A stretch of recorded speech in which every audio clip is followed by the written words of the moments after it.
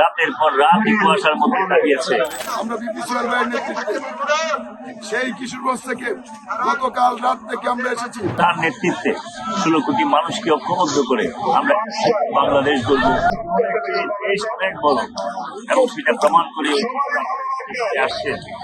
আনন্দের বিষয় যারা উনি আশা করবেন তাদের উদ্দেশ্যে বার্তা উনি বলেছেন সবার আগে বাংলাদেশ যত কিছু উনি সবার আগে দিবেন।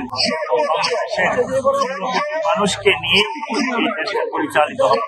সুতরাং কিছু নাই, এমন মানুষ আছেন যাদেরকে বছরে আরো 25-30 বছরে আমাদের দেখে দীক্ষিত আপনার সান্নিধ্য দিয়ে আজকে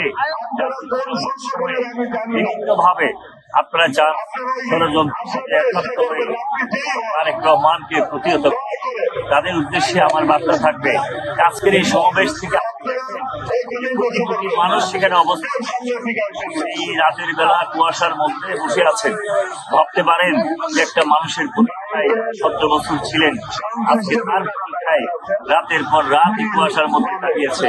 আপনারা দেখছেন, আপনার সাংবাদিক আছেন যে কি এত ঠান্ডার মধ্যে মানুষ বিছানা বসে আছে, খাওয়ার জায়গা নেই, ঘুমানোর জায়গা নেই, তারপর আছেন শুধু একটাই প্রত্যাশা 17 বছর যাবত বিদায়ের জন্য নেতৃত্ব দিয়েছেন, তাকে স্বাগত জানানো সেই স্বাগতের আমাদের সিদ্ধান্ত এবং তার নেতৃত্বে 16 কোটি মানুষকে ঐক্যবদ্ধ করে আমরা বাংলাদেশ গড়ব। সবার মধ্যে স্লোগান আসবে বাংলাদেশ।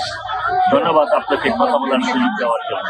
আমরা বিএনপি নীতি নির্ধারকের কাছ থেকে শুনতে পেয়েছিলাম যে এখানে 50 লক্ষের লোক হবে, কিন্তু বাস্তবে আজকে যে দৃশ্য দেখলাম প্রায় কোটি লোক ছাড়িয়ে গেছে এবং এই বাংলাদেশের ইতিহাসে দ্বিতীয় এরকম সমাবেশ আর হবে বলে আমি মনে করি না।